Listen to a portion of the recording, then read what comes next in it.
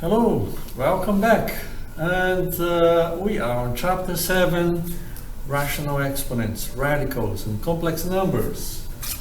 And today, the topic is going to be section 7.7, complex numbers.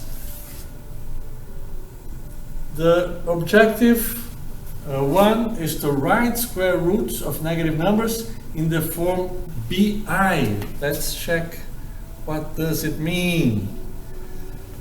First of all, the concept of imaginary number. When we encountered square roots of negative numbers in solving equation, we would say no real solution or not a real number. Do you remember that? That is still true. However, we will now introduce a new set of numbers. They are called imaginary numbers, which includes the imaginary unit I. This is the imaginary unit I.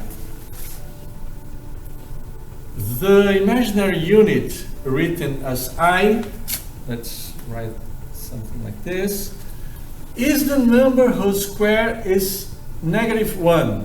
That means I equals square root of -1, or I squared equals -1.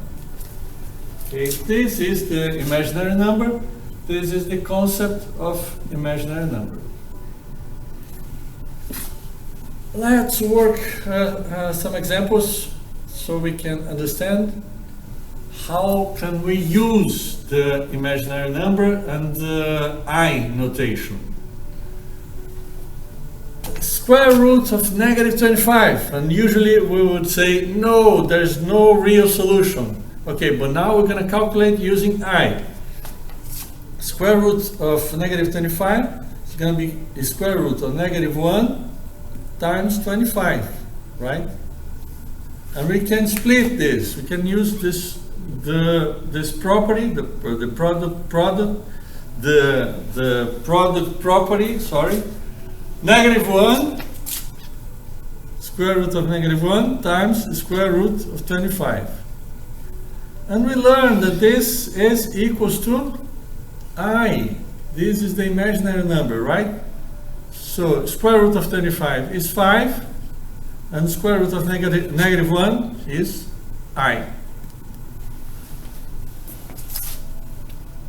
The answer here is going to be 5 times I. 5 times the imaginary units. Next example, square root of -32. So square root of -32 is going to be 32 times -1. That means this is equals to square root of 32 times square root of -1. And square root of 32. We know that square root of 32 is, we can actually rewrite this as 16 times 2, 32.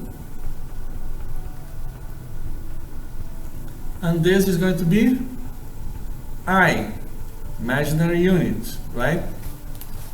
And let me squeeze here this equal sign, and we actually can move this 16.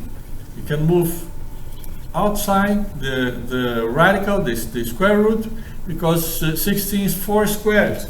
So the answer here, the result here is going to be 4 square root of 2 times imaginary unit I.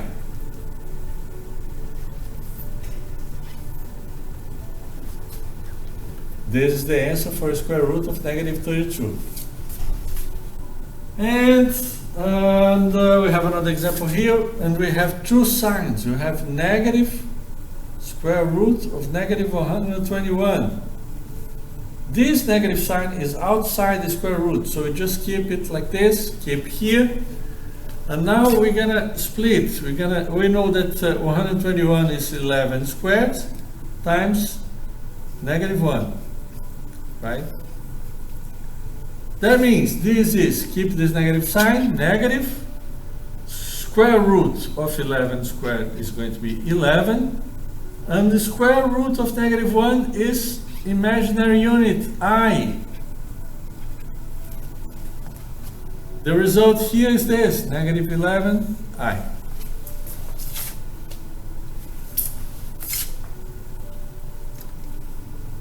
Let's check now further examples, further operations that we can do using the imaginary units. And examples here, multiplication and division as indicated. Letter A. Let's multiply, and we have square root of negative 3 times square root of 5. Actually, we can write down here square root of negative 3 is the square root of 3 times the square root of negative 1, right? Times square root of 5 times square root of negative 1. We can rewrite, we can use the product property of radicals, the multiplication of radicals, and we can write like this. And we can combine square root of 3 times the square root of 5, square root of 15, and square root of negative 1 times the square root of negative 1 is going to be y squared. It's going to be I, the unit I squared. The unit I squared. But there's something about I squared. I squared is going to be the same thing as square root of a negative 1 squared, which is negative 1. That means the result of this multiplication here, square root of 15 times I squared equals negative square root of 15. Now let's work on this example here, where we have square root of negative 125 over square root of 5. And we can factor out 125, which is going to be square root of 125 is going to be 25 times 25 times 5 times negative 1, right? This is negative 125 factored out. We can represent as 25 times 5 times negative 1 over square root of 5. And we can get this out of the radical. 25 is 5 squared, so we can write down here equals 5 times, right, because 25 is 5 squared, square root of 5 squared, 5 square root of 5 times square root of negative 1 over square root of 5. And check, you can see we can simplify, right? We can simplify square root of 5 with square root of 5, simplified, going to be 1. And the result is going to be 5 times square root of negative 1, which we already know that the square root of negative 1 is equals to 5 times the imaginary unit. So this is the result for this, example letter B. Let's see now the standard form of complex numbers. And a complex number is going to be a number that can be written in the form A plus B times I, where A and B are real numbers and I is the imaginary unit. If you have B equals to 0, then you're just going to have the real number, just have A. This is going to be a real number, a regular real number. If A is equals to 0, then you're going to have just the imaginary part of the complex number, which is going to be B times I, right? The next objective is going to be right now to add and subtract complex numbers. And how do we do this? I will show you right now.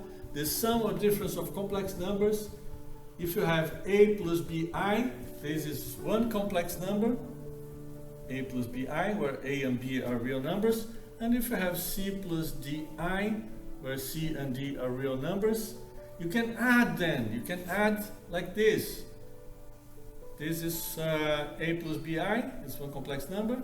This c plus di, another complex number. If you add then, it's going to be kind of like you were combining like terms. You're going to combine a with c, the real part of the complex number you combine here, and you're going to combine b with d, is the coefficient of the imaginary unit, and you combine them, and then you're going to have the result.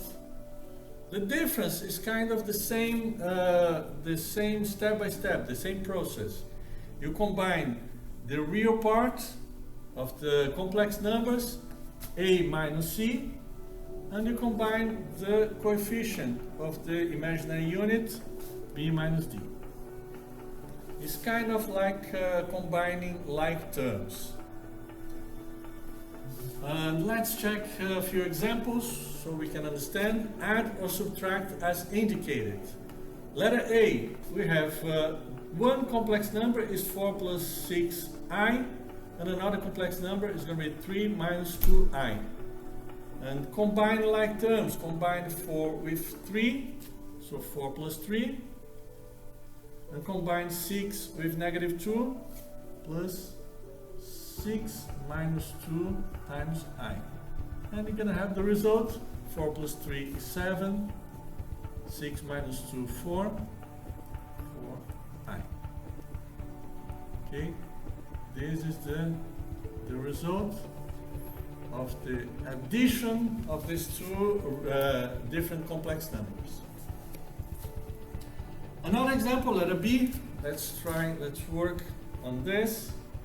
And we have the complex number 8 plus 2i minus the complex number 4i.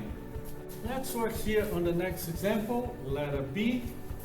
And then we have this complex number a plus 2i minus that complex number 4i. Notice that we don't have the real part here. It's like the real part is 0. To work out the subtraction, we're going to subtract the real part, 8, and we don't have, let's represent as 0. 8 minus 0 plus, and then we're going to combine, we're going to subtract the imaginary part. Is going to be the coefficient 2 minus 4 times I. And this is going to be equal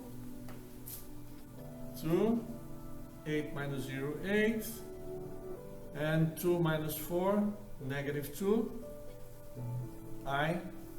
This is the result, the solution for the subtraction that we are working out. Another objective, the next objective, number 3, multiply complex numbers. Let's see how this works. The multiplication of two complex numbers of the form a plus bi, we need to multiply as though they were binomials. We're gonna work as binomials. Then we use the relationship I squared equals negative 1 to simplify. Okay, so we're gonna work this out. We're gonna do the multiplication as if we're working with binomials. And check this out, how it works. We will multiply 8i times 7i. And then we can combine, we can multiply 8 times 7 times I times I is I squared. Okay. 8 times 7, we know the result, that's going to be 56. 8 times 7, 56. And I squared is the square root of negative 1 squared. That means negative 1. I squared equals negative 1. The multiplication, the result of the multiplication is going to be negative 56.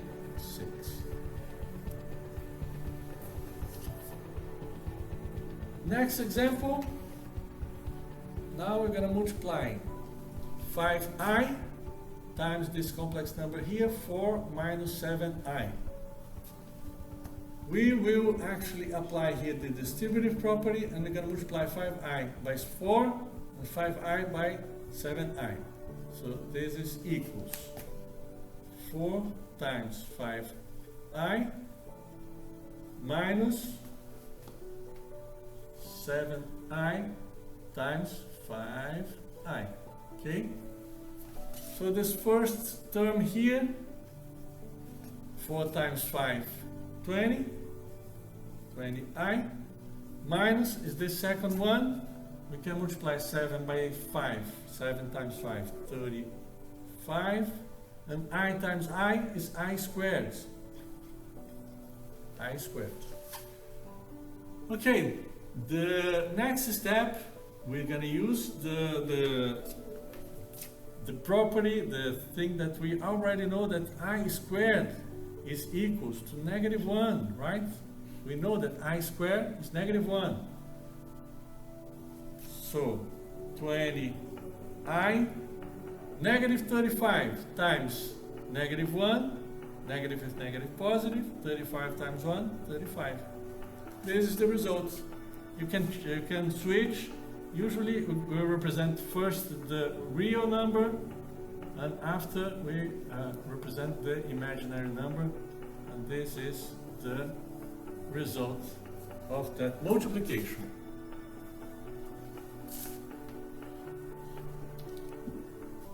Okay, next example we have here is the multiplication of the complex number 6 minus 3i multiplied by 7 plus 4i. And what we're going to work here is distributive property. Distributive property, because we're going to distribute 6 and multiply by 7, multiply by 4i. And we're going to use the distributive property here as well. Negative 3i multiplied by 7 and multiplied by 4i. So let's work this out. 6 times 7, 6 times 7, 42, right? 6 times 4i, 6 times 4, 24, I, and negative 3i times 7, negative 3 times 7, 21, I, and finally negative 3i times positive 4i, negative with positive, negative. Let's keep working here in the bottom. Minus negative 3i times 4i, negative, negative, negative, positive, negative. 3 times 4, 12. And I times I squared. Okay? Let's keep working here. Let's keep working here. Combine like terms. Next step, combine like terms. We have 42 that we can combine with what? 42. We can combine with this. Because negative 12i squared, we know that I squared is equals to negative 1. Negative 12 times negative 1, positive 12. Okay? Remember, I squared equals to negative 1. So we can simplify, can multiply negative with negative, positive 12. So this, we can combine like terms, and we can combine 24 with 21. 24 minus 21, I. 42 plus 12, 54, and 24 minus 21, 3i. That's the result of the multiplication that we are working out here. Moving on, and the next we have a new objective, objective number 4, divide complex number. How to divide complex numbers. And In the previous chapter, when trying to rationalize the denominator of a rational expression containing radicals, we used the conjugate of the denominator. Remember, we used the conjugate to simplify. Similarly, to divide complex numbers, we need to use the complex conjugate of the number we are dividing by. And let's work some examples to understand it. The complex numbers a plus bi and a minus bi are called complex conjugates of each other. And if we multiply them like this, we're going to have a squared plus b squared. Let's apply this property here, or the multiplication of complex conjugates, to find out the answer for these divisions. And we have the division here, 6 plus 2i divided by 4 minus 3i. Okay. As we have seen, we have to multiply the conjugate of the denominator. It's going to be 4 plus 3i. So this is the conjugate of the denominator. And we're going to multiply this fraction by 1. That means this fraction here, 4 plus 3i over 4 plus 3i. See, we found the conjugate of the denominator. And then we are multiplying the whole fraction by conjugate over conjugate. This is 1. That means this is equal. And let me do step by step, so we you understand what you're doing. Let me do this step by step, slowly. So we're going to multiply 6 plus 2i times 4 plus 3i on the numerator. On the denominator we will have, and let's check out again here this property. If we multiply complex conjugates, the result is going to be a squared plus b squared. So here this is a, this is b. A squared is 16 plus b squared is 9.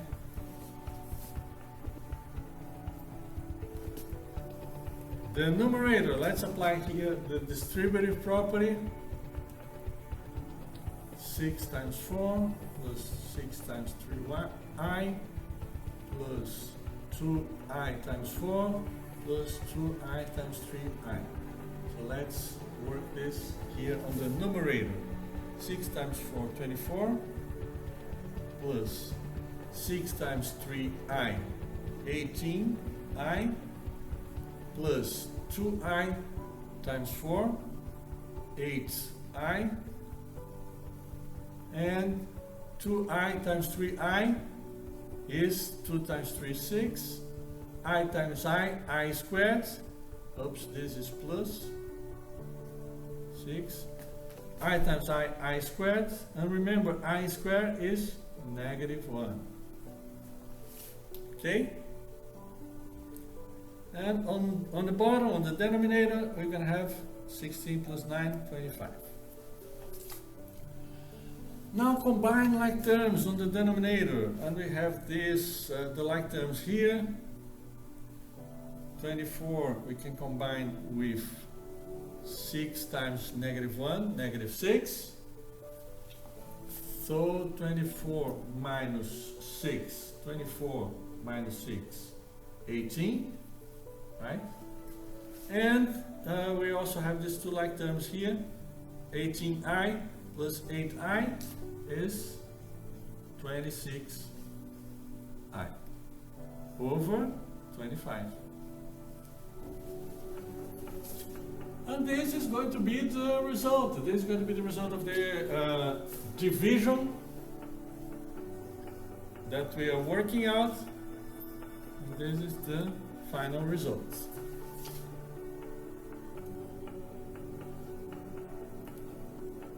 And another example. Let's work the next example. Divide 5 by 6i. And see, we actually we don't have here in the complex number here on the denominator, you don't have the real part of the complex number. You can multiply by the conjugates, and you can use this rule, and that's what you're going to work. The conjugate is going to be just negative 6i, right? So the conjugate is going to be negative 6i. And you're going to multiply the whole fraction by 1. That means negative 6i over negative 6i. Negative over negative, positive. 6i times 6i. 6 times 6, 36. I times I squared. I squared is negative 1. Okay? And on the numerator, 5 times 6, 30 times I. The result here, and you can actually make some simplifications and divide the numerator and the denominator by 6. Actually, you could, before here, you could have simplified, but anyways, we're going to simplify now. 30 divided by 6 is 5, 36 divided by 6 is 6. The final result, the result that we're looking for is going to be 5i over negative 6. So let's put the negative here in front. negative 5 over 6i. This is going to be the final result of our division. Okay, and that's it for this objective. Let's move to the next one, objective number 5. Raise I to powers. And to understand this, you have kind of, you need to understand the patterns. The patterns here are, as we can see, I is square root of negative 1, right? If you raise to the power of 2 to the square, then you're going to have negative 1. If you raise to the power of 3 to the cube, multiply this, negative 1, by square root of negative 1, like here. And then you will have, as a result, the I cubed is going to be equal to negative 1. I exponent 4. Now we multiply this, negative I, multiply again by I. Or you also can do like this. But if you multiply negative I by I, you're going to have negative I squared, negative times negative, positive, positive 1. So I to the 4th is positive 1. What you're going to notice is after that, the pattern will repeat itself. It's going to repeat. See, I, negative 1, negative I, 1. And so on. I, negative 1, negative I, 1. On and on and on. Each four numbers that you have on the exponent, like 1, 2, 3, 4, is going to be the pattern. It's going to follow the pattern. And the next four numbers, again, the pattern. That means we can have a rule to find out the answer. The powers recycle through each multiple of 4, like this. And how we find out? Let's actually, how do we apply this this conclusion? Let's find on the example. Find the result for I exponent 53. Okay, 5 exponent I exponent 53. Let's find the multiples of 4 that we have in 53. Let's actually work here on the side. Well, the first step here is to divide 53 by 4. And let's work this here on the side. 53 divided by 4. Okay. And we will find as a result 13, but 13 times 4 is 52. And we still have a remainder. 1 is going to be the remainder. Okay. That means we can rewrite this. I exponent 53 is equal to I exponent 52 plus 1. 52 plus the remainder, right? And 52 is 13 times 4. That means I. And we can split. Remember this property of the product of exponents?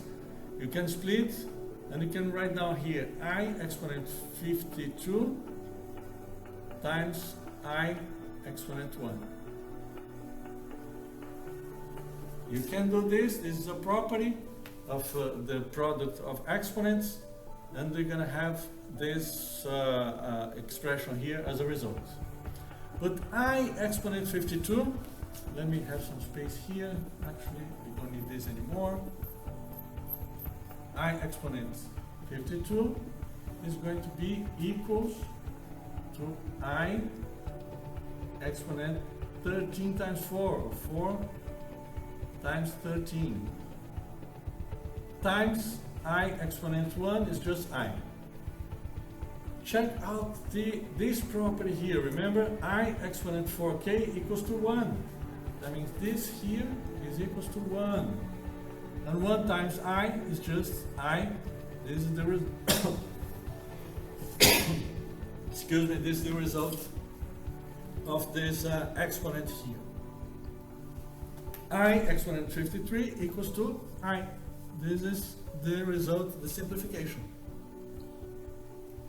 Now let's work out the next one. I exponent negative 17. We can actually rewrite, if you have a negative exponent, it's going to be 1 over I exponent 17. Okay, we can do this. And we actually know that, let's work here, this space. 17 divided by 4, that equals to 16, and then you're going to have a remainder 1. And the same thing we've done before. We can rewrite, this is 1 over, and here on the bottom I'm going to have I, 16 is 4 times 4, times I exponent 1. Okay? And check it out. We can simplify. This is going to be equals to 1. Remember here? Yes? This is going to be equals to 1. So actually this is 1 over 1 times I. So I here.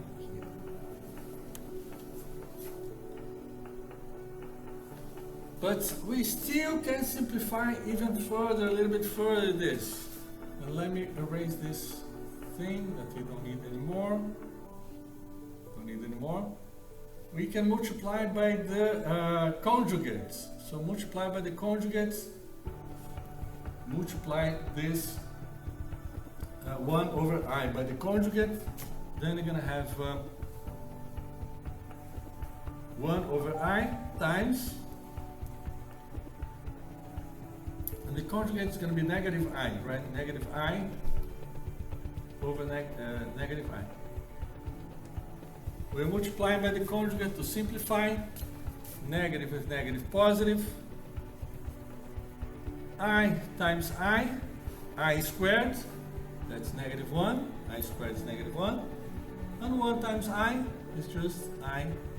And the numerator is going to be I. Okay.